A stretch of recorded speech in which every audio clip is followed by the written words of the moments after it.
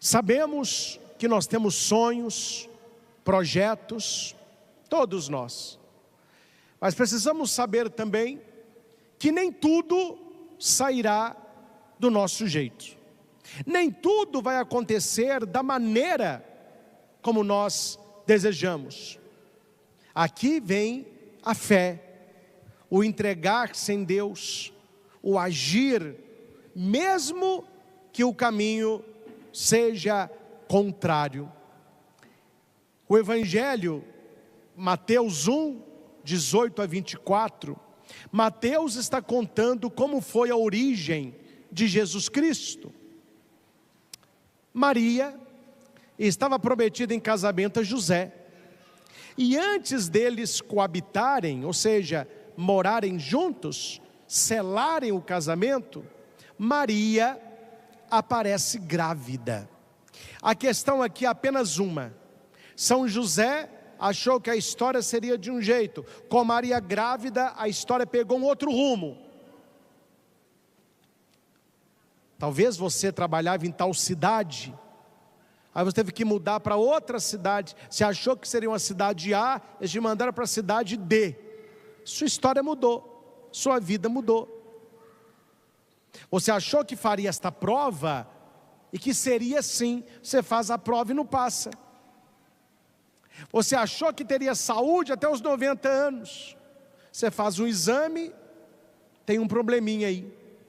Como lidar com este caminho que não é proposto, com esta história que não foi escrita, com o nosso sonho que não foi sonhado? E como nós temos hoje pessoas revoltadas com a própria história, pessoas chateadas com o próprio caminho, porque para essas pessoas o Pai Nosso é um pouco diferente. Pai nosso que estais nos céus, que o teu nome seja santo, e que a minha vontade se faça no céu e na terra. Não é a vontade de Deus.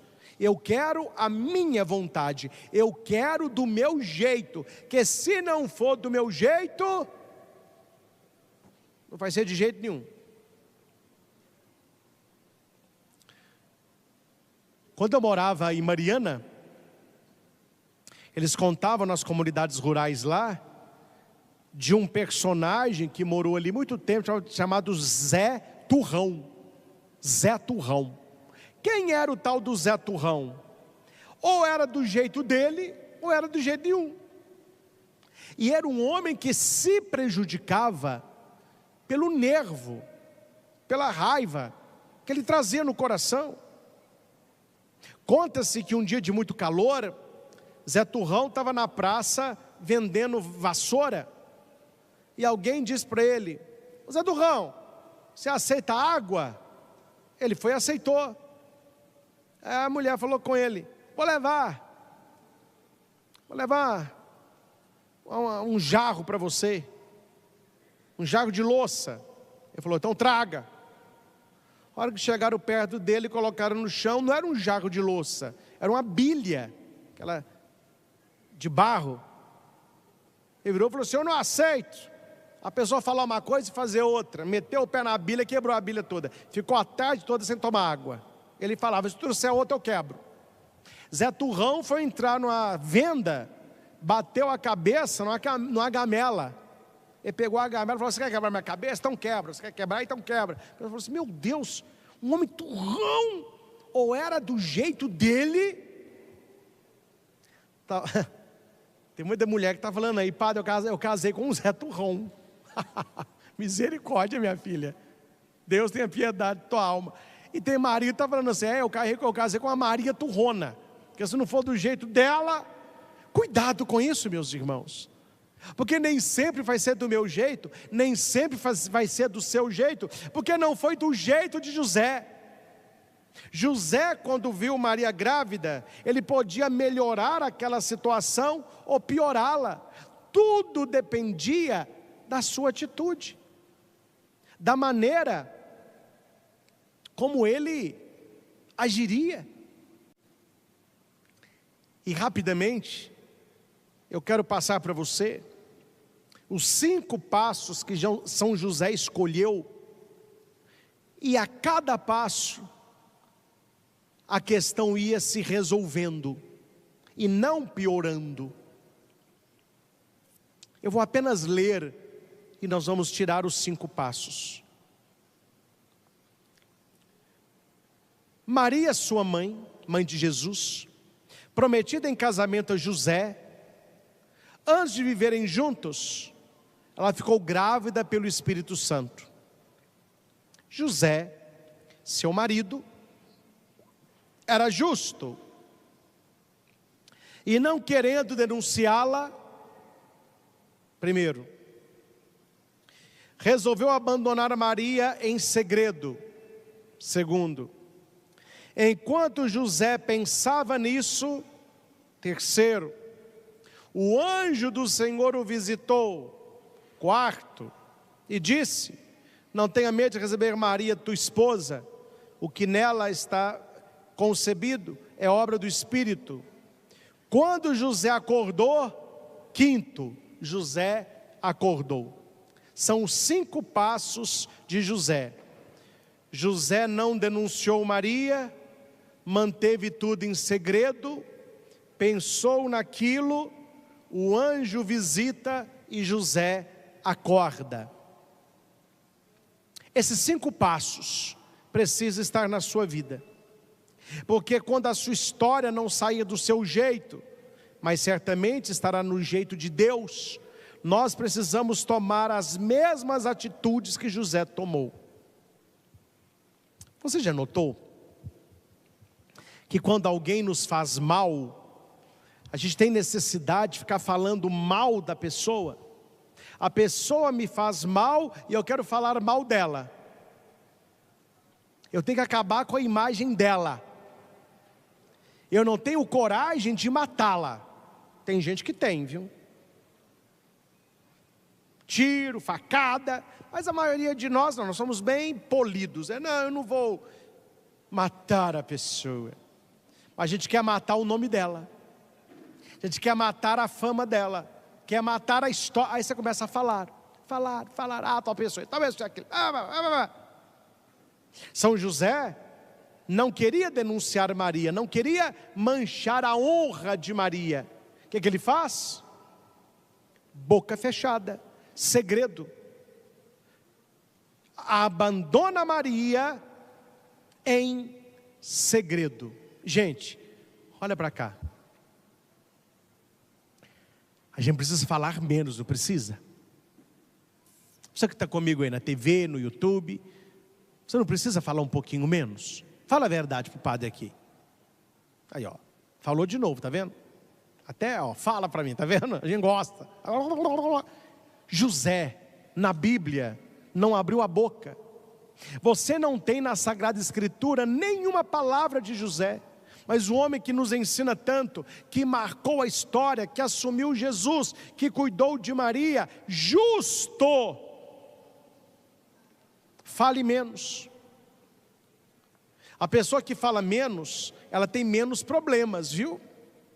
O peixe morre é pela boca. José poderia sair falando. Ah, como minha vida é difícil. Olha, agora como que vai ser? Ah, eu pensei que seria de um jeito. Ah, Maria apareceu grávida. Ah, mas não fui eu mesmo. Terceiro passo. Enquanto José pensava nisso, não acabar com a imagem do outro, fazer mais silêncio e pensar na situação. Com raiva não se pensa direito. Com raiva não se chega a conclusão nenhuma. Por que as pessoas brigam e se matam no trânsito? Porque elas não pensam. Que se a pessoa pensasse, nem buzinar ela buzinava, ela deixava o cara ir embora. Toca a tua vida que eu prefiro paz que ficar brigando com você aí. Não, a pessoa quer buzinar, ela quer ir atrás, ela quer fechar o cara, ela quer levantar o dedo do meio. É isso que o pessoal está fazendo aí, ó. Se a pessoa falasse, deixa eu fazer mais silêncio, fica mais quieto, E deixa eu pensar na tragédia que podia acontecer se eu vou brigar no trânsito. Não, ela não faz silêncio, ela grita, ela quer falar mal do outro, ela quer... José fez totalmente o contrário. A história de José não era o que ele queria, mas ele não falou mal de Maria, ele não saiu contando para todo mundo, e ele foi pensar. Olha que bonita leitura. Enquanto José pensava nisso, tem um episódio, lembrei agora disso aqui, do Chaves, que eles estão falando sobre cabeça, sobre pensamento. Aí o seu Madruga fala com o Chaves assim: ô Chaves, você é burro, você não usa o seu cérebro direito. Aí o Chaves falou assim: eu uso. Aí o Kiko está do lado, e o Kiko começa a rir. Aí o seu Madruga fala com ele: e você, está rindo por quê? Ele falou: porque meu cérebro é novinho, novinho. O professor Girafales falou que eu nunca usei. Tadinho do Kiko, né? Nunca usei. Gente, nós temos que pôr para funcionar isso aqui, ó. Deus não nos deu um cérebro de enfeite. Nós temos que passar a pensar. O que eu quero para a minha vida? Quais as pessoas que eu quero na minha vida? O que eu estou fazendo com a minha história? O que aconteceu? Por que aconteceu? Pensa, e só depois faça. Pensar primeiro. São José, vamos refazer o caminho. Ele não tenta acabar com a imagem de Maria, ele não sai falando para todo mundo, e ele não age no ímpeto, com raiva. Ele vai pensar. Enquanto ele pensava, ele adormece. E o anjo entra na vida dele. O anjo vai resolver a questão. O anjo vai esclarecer.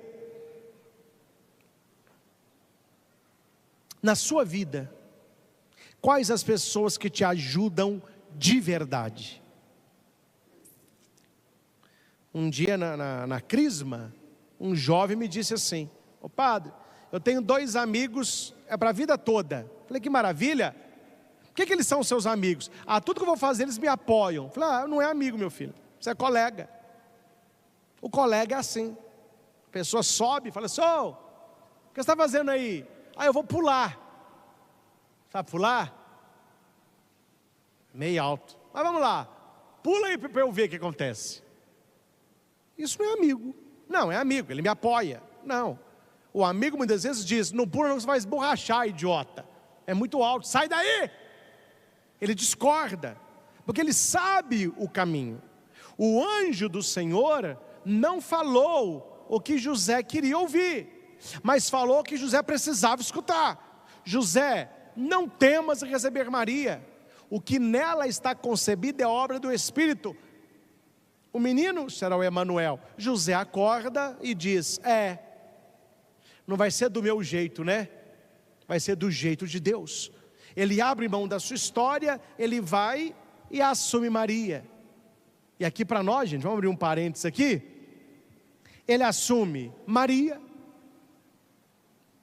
ele assume o neném, ele assume a culpa, ele assume os comentários, ele assume a vergonha. Joaquim e Ana, Maria, tão pura, tão jovem, vocês confiam, Maria e José, vocês acharam que José era um homem bom, mas lá, comeu o bolo antes de cantar os parabéns. Maria foi lá para a casa de Isabel, e a gente entendeu porque que ela fugiu para lá, voltou grávida, né? Vocês acharam que ia passar despercebido. Ei, José, você não é mole não, hein, José?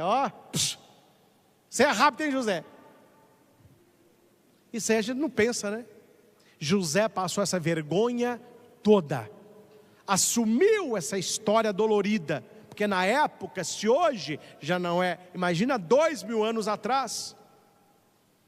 E a gente acha que José assumiu Maria, que foi uma história de rosas. Foi um sofrimento tremendo para os dois, porque eles eram julgados por aquilo que eles não fizeram. Talvez você já passou isso na sua vida. Você é acusado de uma coisa que você não fez e não tem como você provar que não fez. Por quê? Porque as pessoas falam demais. Mas o anjo ajudou José. O anjo esclareceu.